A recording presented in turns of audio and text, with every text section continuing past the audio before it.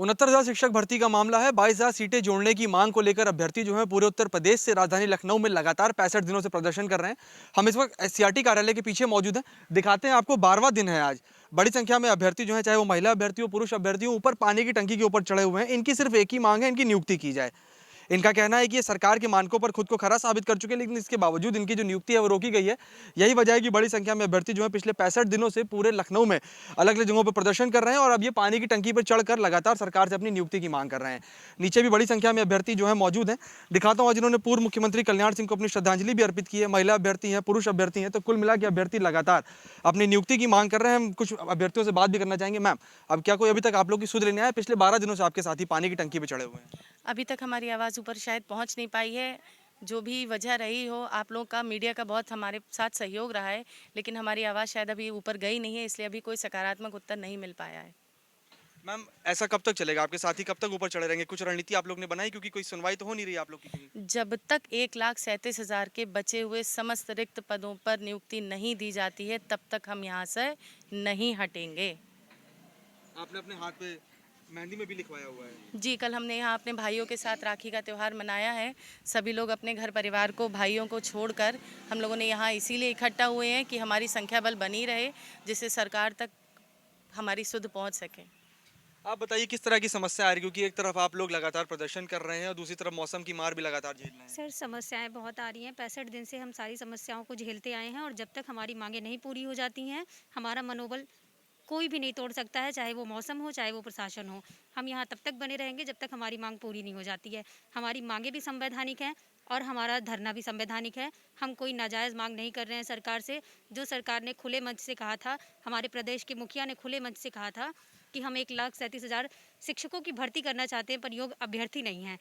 क्या हमारी ये योग्यता उनको 65 दिन से दिख नहीं रही है? हम योग्य हैं और हम जायज़ मांग कर रहे हैं। हम तब तक बने रहेंगे, हमें कोई तोड़ नहीं सकता है जब तक ये सीटें सरकार जोड़ नहीं देती है। हाल फिलहाल के दिनों में किसी आला अधिकारी से आप लोग की वार्तालाप हुई है? सर, हमारी किसी अधिकारी से बात नहीं होती है। हम जिनसे भी मिलने जाते हैं, हमें झूठे आश्वासन दे दिए जाते हैं, मौखिक आश्वासन दे दिए जाते हैं, आपका काम हो रहा है, हो रहा है। पिछले 8 धरना हम 2 महीने से दे रहे हैं सर, 65 दिन से, लेकिन बातें हमारी पिछले 8 महीने से हो रही है, लेकिन हमें कोई पॉजिटिव रिस्पांस नहीं। सिर्फ यही मिलने को, सुनने को मिलता है, काम आप ही का हो रहा है, पर किस तरीके से हो रहा है, किस गूंगी बहरी सरकार के शिकार हो गए हैं हम लोग, हम समझ नहीं पा रहे हैं। लेकिन हमें लगता है कि हमारे प्रदेश के मुखिया इस मुद्दे से सही तरीके से वाकिफ ही नहीं हो पा रहे हैं। जिस दिन उन्हें एहसास होगा कि योग्यता दर दर लाचार भटक रही है रोडों पे, उस दिन ये सीटें जरूर जोड़ेगी सरकार।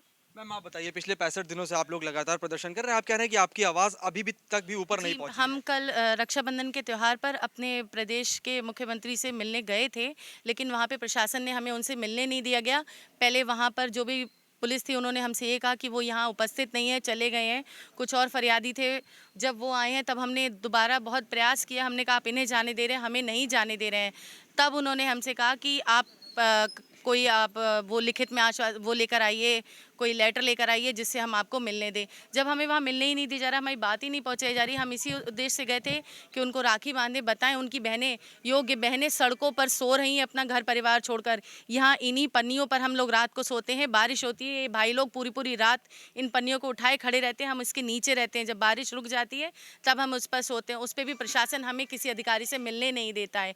हमने बहुत प्रयास किया, लेकिन ऐसी परिस्थिति हो गई कि माननीय कल्याण सिंह जी का निधन हो गया, जिसकी वजह से हमें आज भी नहीं मिल पाया, कोई कल भी नहीं मिल पाया। हमें मुख्यमंत्री आवास से ऐसे ही लौटा दिया गया। आप बताइए, 65 दिन हो गए आप लोग को प्रदर्शन करते हुए, एक लंबा समय लगातार निकला जा रहा है। आप लोग कह रहे हैं कहीं भी आप लोग की सुनवाई नहीं हो रही। आप लोग कह रहे हैं जब तक नियुक्ति नहीं मिलेगी तब तक यहाँ पे इसी तरह से जमे रहेंगे।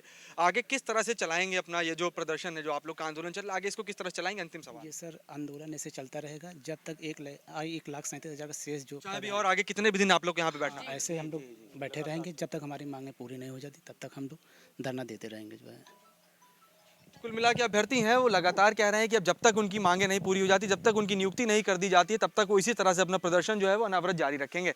इनका कहना है कि सरकार के मानकों पर खुद को योग्य साबित कर चुके हैं, लेकिन इसके बावजूद जो इनकी नियुक्ति एक लंबे समय से रुकी हुई है, इनका कहना है कि कोई विभागीय आला अधिकारी इन लोग की सुध लेने को भी तैयार नहीं है। तो ऐसे में अब ये सिर्फ प्रदर्शन कर अपनी आवाज़ सरकार तक पहुँचाने को मजबूर हैं। विजिलेंस संजय के साथ पांडे, LP न्यूज़, लखनऊ।